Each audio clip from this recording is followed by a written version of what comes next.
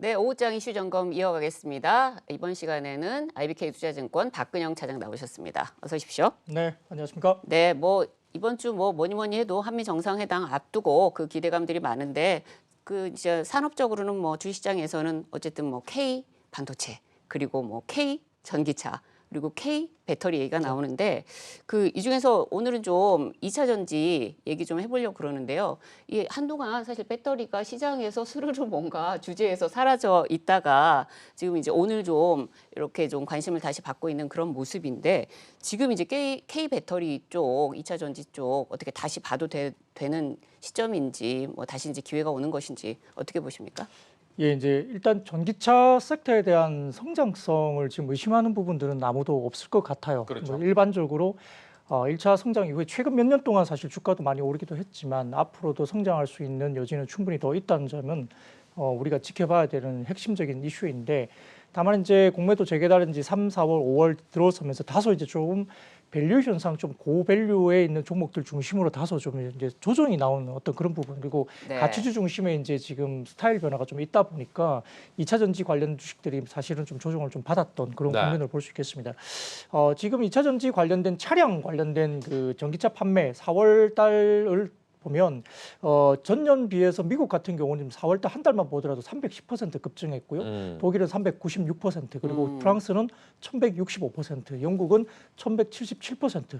중국은 195%나 증가를 했습니다. 물론 말씀드렸듯이 이제 기저 효과가 가장 큰 시기입니다. 작년에 4월에 코로나 때문에 상당히 좀 어려웠던 시기이기 때문에 네. 이것만 놓고 보면은 데이터를 보고 너무 엄청나다라고 생각하기보다는 하반기 숫자가 좀 더 중요할 수 있습니다.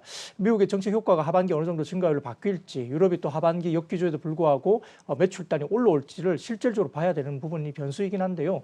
다만 저희가 보기에는 여전히 하반기에도 미국 시장의 가파른 성장은 충분히 가능하다 볼 수 있고 글로벌 전기차 침투율 컨센서스가 재차 상승될 가능성이 높다고 봅니다. 왜냐하면 모델들이 워낙 많이 나오기 때문이고요. 네. 그래서 이제 지금 셀 업체를 본다면 특히 이제 SK 이노베이션 같은 경우는 컨퍼런스 콜에서 현재 배터리 수주 잔고가 이제 600기가와트 그리고 이제 80조 원 정도로 언급을 했습니다. 네. 2025년계에는 캐파가 125기가와트까지 목표를 제시를 했고요. 전지 부분 실적 가이던스도 올해 같은 경우는 3조 원 중반대 매출 그리고 에비타 관련된 마진 흑자 전환 그리고 내년 같은 경우는 영업이 흑자 전환까지 목표가 제시됐고요. 네. 소재나 장비 업체 같은 경우도 지금 SK I 테크놀로지 같은 경우는 올해 출하량이 이제 전년비 50% 이상 증가하는 가이던스를 제시를 했습니다.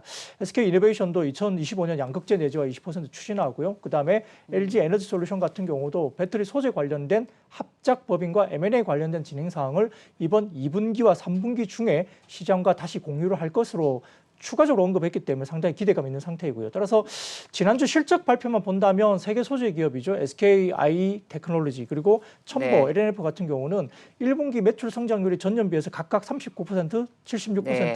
42% 급증세입니다. 따라서 여기에 대한 가이던스가 워낙 좋게 나오고 있기 때문에 최근에 이제 증자에도 불구하고 대부분의 어떤 자금이라든지 글로벌 네. 자금, 국내 자금은 소재 업체로 자본 투입이 지속적으로 되고 있고 한국 배터리 3사에 대한 시장 점유율 상승에 대한 낙수 효과로 소재단에 대한 굉장히 관심, 네. 그 자본 증가가 집중되고 있다 볼 수 있겠습니다. 소재단에서 지금 이야기를 좀 해주셔서 그쪽으로 좀 종목을 준비하신 것 같다는 생각이 드는데 조금 넓게 봐서 어떻게 보면 지금 판매 대수는 상당히 올라가고 있지만 최근에 이야기 나오는 것 중에 하나가 차량용 반도체 쇼티지 문제가 계속 나오고 있고 지금 공장에서도 중단하는 그런 부분들이 좀 생기잖아요. 네, 네. 그런 부분들 이슈로 받아서 좀 살짝 쉬어가는 부분들도 있겠지만 네. 그 부분은 어떻게 좀 해결될 거라고 생각하세요? 네. 아주 좋은 질문인데 너무 많이 질문을 받아서 제가 몇 번씩 이제 네. 말씀드리는 부분인데요. 네. 제가 정확하게 찝어드리겠습니다.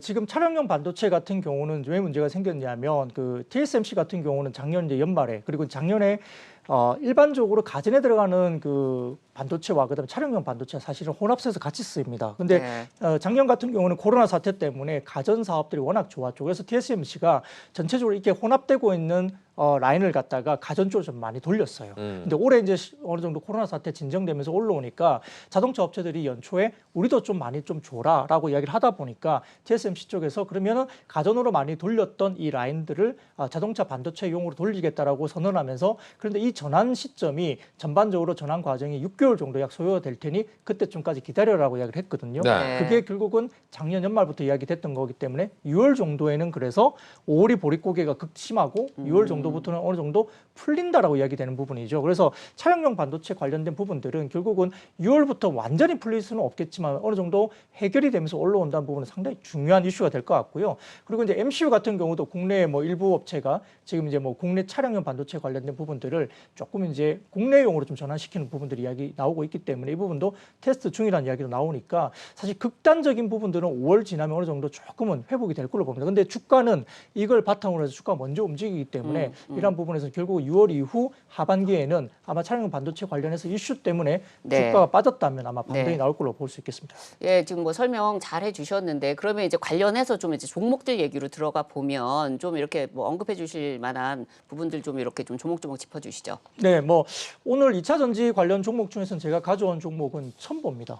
네. 예, 뭐 일반적으로 소재 기업들이 뭐 아주 많잖아요. 그 중에서 저는 첨보 같은 종목이 이제 실제로 이제 상장했을 때 초반부터 굉장히 좀 주목을 해왔었는데 이 첨보가 이제 약간 말씀을 드리자면 이 일본 업체가 원래 이제 첨보가 하고 있는 어떤 소재단에 대해서 일본 업체가 글로벌 1위였어요. 아주 뭐 고품질의 이전에 용액 관련된 이 부분도 마찬가지였는데 첨보가 상장된 이후에 이 첨보의 어떤 그 퀄리티, 그러니까 이 소재단의 퀄리티 때문에 그 글로벌 1위하던 업체가 첨보에 와가지고 소재를 사가는 그런 일까지 생길 정도로 지금 첨보에 이쪽 대한 1등이잖아요. 예, 기술적으로 상당히 많이 올라왔죠. 그래서 1분기 2차 전지 소재 매출도 전년비 76%나 급증하면서 이익단이나 여러 가지 매출 전망치가 굉장히 안정적으로 급증하고 있는 상황인 것 같고요. 또 첨보 같은 경우에 가장 큰 장점은 뭐냐면 캐파 증설이 마무리가 돼 있다는 점입니다. 네. 최근에 2차 전지 관련된 소재나 장비 업체들이 증자를 많이 하잖아요. 네. 돈이 필요하고 캐파를 수요의 니즈에 맞추기 위해서 이제 증자를 한다. 그 구실로 유상 증자를 많이 부르는데 오늘 같은 경우는 LNF가 그랬었죠. 그렇죠. 네. 예, 그런데 첨보 같은 경우는 다소 미리 이제 이미 캐파 증설이 좀 돼 있는 국면이기 때문에 다소 증자 부분이 어떻게 될지 뭐 100% 아니라고 할 수는 없겠지만 그래도 상대적으로 캐파가 많이 증설돼 있기 때문에 다소 좀 거기에서는 좀 벗어나 있는 종목이라서 편안하다는 정도 있고요. 그다음에 실적은 제가 말씀을 드렸고 전체적으로 지금 이제 매출 비중이 31% 차지하는 LCD 시가격이나 반도체 소재 부분 같은 경우도 지금 TV나 노트북, 태블릿 수요가 상당히 강세입니다. 그래서 패널 메이커 고객사 가동률이 굉장히 높게 유지가 되고 있기 때문에 이런 소재도 매출 부분이 상당히 증가하고 있는 부분도 보입니다. 2분기 같은 경우는 2차 전지 소재 부분이 이제 신규 캐파 가동이라든지 그다음에 물량 증가 충분히 될 수 있는 부분이고요. 그다음에 2분기 가격 인상도 충분히 있기 때문에 지금 가격 인상이 반영되는 게 2분기부터입니다. 그리고 말씀드렸던 하반기부터는 신규 라인 가동 물량 캐파 증가에 따른 물량 증가 효과가 또 있기 때문에 상당히 좋아질 수밖에 없고요. 이제 글로벌 배터리 출하량은 2023년도에 전체적으로 작년 대비 2.5배 정도 증가할 것으로 보이는데 첨보 2차 전지 소재 캐파는 2023년까지 약 4배 정도 증가를 합니다. 캐파 그 정도 돼 있다는 이야기죠. 그래서 매출 성장이 시장 성장률을 상회하면서 전체적으로 시장 점유율 상승도 계속될 수 있다 볼 수 있겠습니다. 따라서 향후 3년간 평균 EPS 증가율이 약 45% 정도 되기 때문에 타겟 밸류에이션을 지금 이제 시장에서 약 EPS 관련된 부분에도 약 30배 정도 주거든요. 그래서 네. 소재 관련주가 30배 정도면 그냥 무난하다 정도 수준입니다. 그래서 제가 보기에는 시장에서 그렇기 때문에 목표 주가가 약 25만 원, 6만 원 정도까지 나오고 있는데 현재 주가가 16만 원대라면 상당히 네. 중장기 그림으로도 상당히 업이 많이 남아있다, 룸이 남아있다 볼 수 있겠습니다. 네. 가격 목표 가격까지 듣고 네. 추가 질문 한번 받아보죠. 네. 네, 뭐 첨보 개인적으로 지금 시장에서 말하는 목표 주가보다는 다소 좀 할인해서 전체적으로 시장에 영향이 있기 때문에 목표 주가는 23만 원 정도까지 1차 목표가 맞고요. 손절가는 15만 원 말씀드리겠습니다.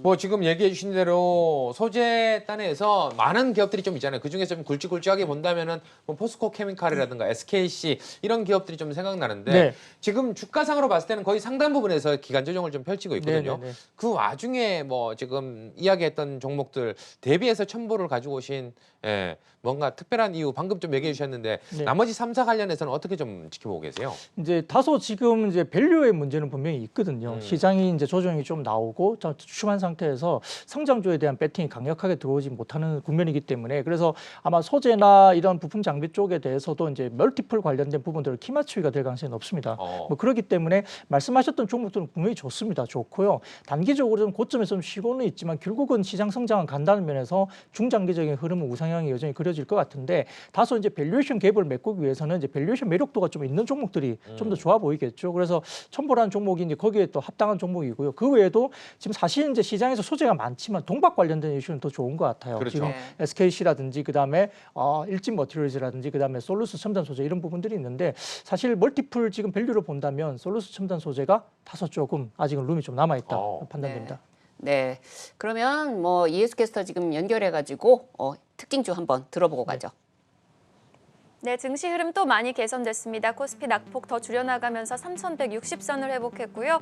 외국인의 수급이 유입되고 있는 코스닥 시장도 현재 이 시각 0.2% 상승 970선을 터치하고 있습니다. 자, 카테고리별로 나눠서 특징주 하나씩 뽑아봤는데요. 수급 특징주 삼천리 자전거 확인해 보시죠. 이 투신을 중심으로 한 기관의 매수가 7거래일 연속적으로 유입되고 있는 가운데 오늘 외국인의 매수까지 더해지면서 52주 신고가를 경신합니다. 1분기 실적이 조금 잘 나온 게 아니죠. 너무 잘 나왔습니다. 이미 1분기 매출이 작년 매출 근접한 수준이라고 하는데요. 그 중심에는 전기 자전거가 있습니다.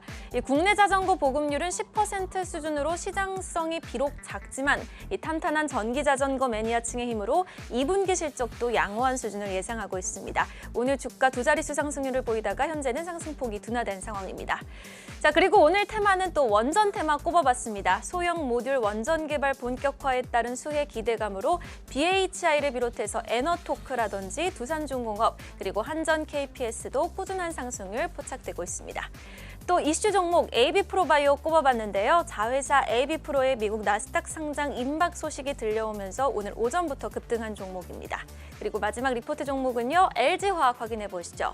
흥국증권의 리포트가 나왔습니다. 좋아진 실적에 따라서 더 좋아질 예정이다 하면서 목표가를 무려 115만 원까지 상향 조정했는데요. 오늘 LG화학을 비롯해서 SK이노베이션이라든지 삼성 SDI 주가는 주춤한 모습은 있지만 LG화학 같은 경우에는 오늘 유일하게 좀 상승세를 보이고 있습니다. 자, 이렇게 네 종목 꼽아봤는데요. 오늘 어떤 종목 매매 전략 듣고 가보면 좋을까요? 네, 오늘 뭐 LG화학 좀 말씀을 드리고 싶은데요. 뭐 최근에 LG화학이 이제 왜 좀 주춤했냐면 결국은 LG 에너지 솔루션을 분사를 하게 되면 결국 이제 여기에서 안고가 빠지는 거 아니냐 이렇게 이야기를 하는데 약간 이건 좀 다소 좀 어폐가 있습니다. 왜냐하면 LG화학이 결국은 LG 에너지 솔루션의 최대 주주이기 때문에 LG 에너지 솔루션의 단기적인 수급이 좀 쏠릴 수는 있겠지만 주가가 올라가게 되면 같이 올라갈 수밖에 없는 국면이어서 결국은 실적 주가가 동행해서 갈 수밖에 없다는 부분 말씀을 드린 것 같고요. 또한 이제 지금 최근 들어서 이제 시장의 규모나 경제 효과를 위할 때 배터리 관련된 어떤 자금 조달을 하기 위해서 LG 에너지 솔루션이 분사를 하게 되면 직접적으로 독자적으로 해야 되죠. LG화학이 하지 않아도 되기 때문에 LG화학은 다소 이제 재무적인 부담이 상당히 줄어들 수밖에 없습니다. 그리고 전체적으로 지금 밸류업을 할 수 있는 것은 뭐 2차 전지 부분이기도 하지만 그럼에도 불구하고 전체 이익을 나타내는 부분들은 매출의 대부분, 이익의 대부분이 석유화학 쪽에서 나오고 에너지 솔루션에 관련된 2차 전지 쪽은 그렇게 높지 않기 때문에 결국은 밸류업에 대한 부분들도 원체는 석유화학 쪽이다 말씀드리고요. 그럼 내부적으로 지금 첨단 소재 부분의 가치가 좀 더 공격적으로 가치업이 될 수 있는 부분이 충분히 있다. 그리고 생명과학 부분에 대한 중장기 성장성도 모멘텀을 충분히 갖고 있는데 과거엔 한 10개 정도의 뭐 그 라인업을 갖고 있다면 지금 40개 정도까지 LG 생명과학이 이야기되면서 전체적으로 라인업이 상당히 늘었습니다. 그래서 전체 말씀드렸던 2차 전지 부분 그리고 원래 좋아지는 석유화학 부분 그리고 네. 첨단 소재 부분과 생명과학 부분 중강지 모멘텀 충분히 하다 말씀드리겠습니다. 네, LG화학 관련해서 궁금하셨던 부분들만 탁탁탁 집어서 잘 말씀해 주신 네. 것 같아요. 네, 오늘도 감사합니다. 네, 고맙습니다.